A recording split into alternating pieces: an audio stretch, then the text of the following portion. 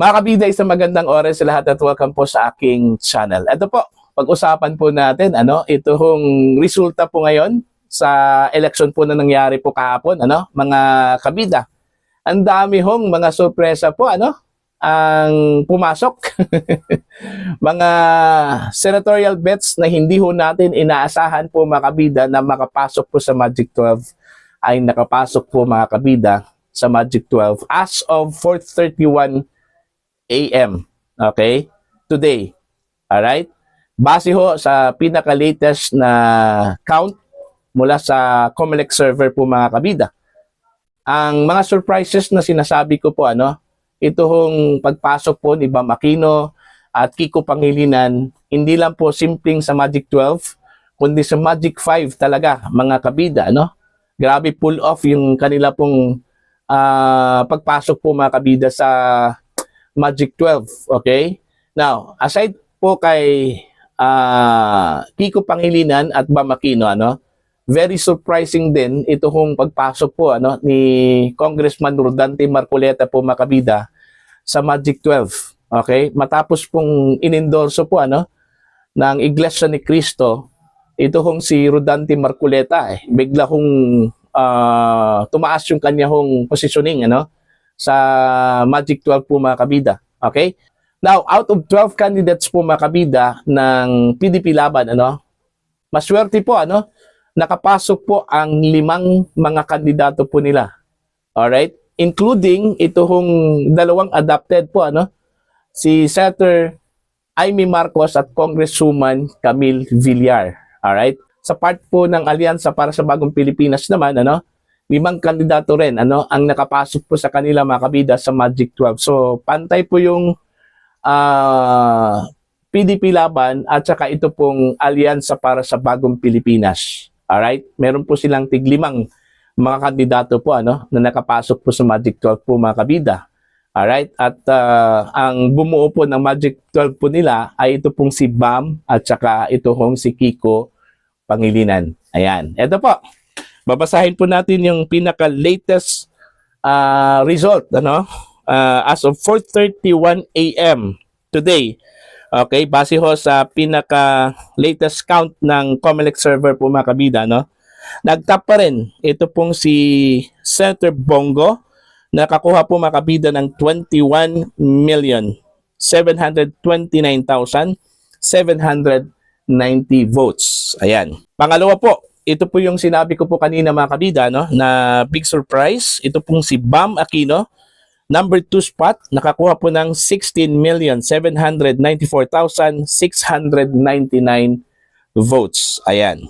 Number 3, Bato de la Rosa po, 16,639,300 votes. Okay?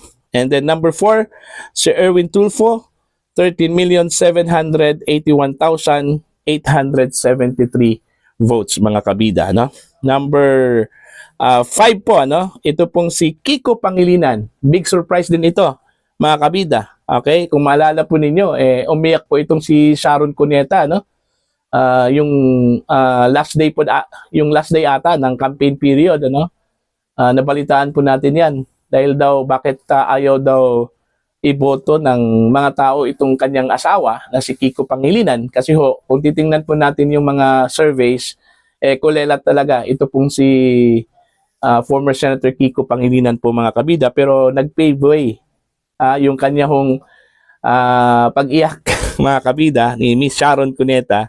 Ito na po, number 5 po itong si Kiko Pangilinan, meron pong 12,276 o 78,641 votes.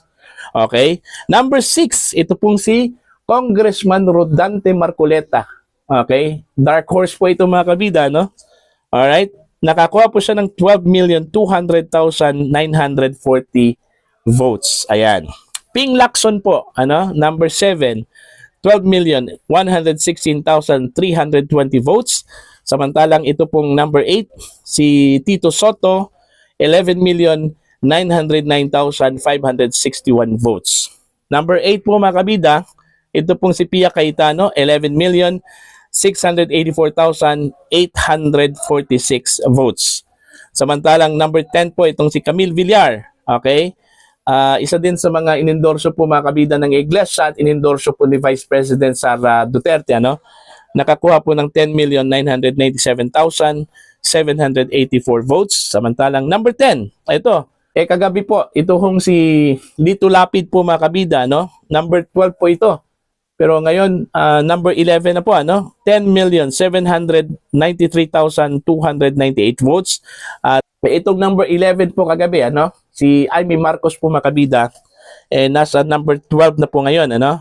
Meron po siyang 10,697,840 votes. Si Ben Tulfo na consistent na nasa Magic 12 po during sa mga surveys po mga kabida prior ho ang election po kahapon, ano? Number 13 na lang po, ano? Meron po siyang 9,722,361 votes. Samantalang ito pong si Senator Bong Revilla na consistent top 12 o nasa top 12 po mga kabida sa mga surveys. And number 14 na lang po siya ngayon. Meron po siyang 9,716,009 votes. At yung number 15 po, ano? Si Abby Binay, consistent din sa Magic 12 po mga kabida sa mga surveys. And nakakuha lang po siya ng 9,476,986 votes. Ayan. So yun po yung latest results po mga kabida, no? Ng COMELEC as of 4:31 ngayong umaga, no?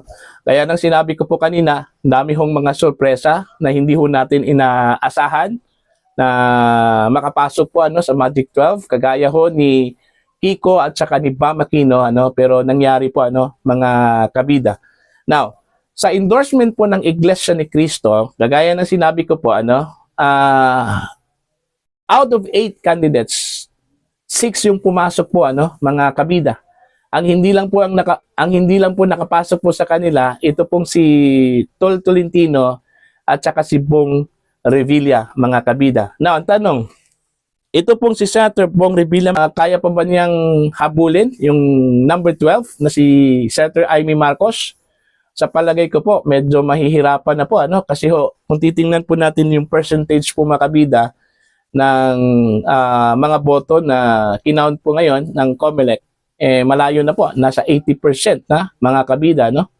Malabo na po makapasok o makahabol po itong si Senator Bong Revilla, ano po, mga kabida. Alright? So, marami hong masaya po ngayon, lalong-lalo na po yung mga PDP Laban supporters. Kasi 5 yung nakapasok po sa kanila po mga kabida, ano? Yung inaasahan po natin na si Attorney Jimmy Bondoc, ano, na makapasok sana sa Magic 12, medyo malayo po, ano, nasa pang 16 ata or 17 si Attorney Jimmy Bondoc po mga kabida, ano. Okay? So very big surprise po yung 5 kandidato po ng PDP Laban, ano, at ito hong si Senator Kiko at Bam Aquino, ano, mga kabida. Malakas kasi itong dalawa sa mga estudyante, sa mga millennial, ano. Itong si Kiko at saka si Bam, mga kabida, no? And itong si Bam Aquino, pasok din ito sa endorsement po ano, ng Iglesia ni Cristo. So, medyo nakatulong po sa kanya ito hong endorsement po ano, ng Iglesia ni Cristo po mga kabida. Alright? Itong si Camille at saka si Amy Marcos, although inendorso po ito ng INC at inendorso din mga kabida ni Vice President Sara Duterte, ano? Nakatulong din sa kanila po, ano? Pero kung pagbabatayin lang po natin yung mga previous surveys, ano, itong dalawa medyo on and off yung kanilang pagpasok po sa Magic 12, ano, sa mga surveys po mga kabida. Pero after ng inendorso po sila ng Iglesia ni Cristo, ito na po yung naging resulta po, ano, mga kabida. Ang medyo stable po dito, ito hong Magic 10. Medyo stable na po ito, ano, para sa akin, ha.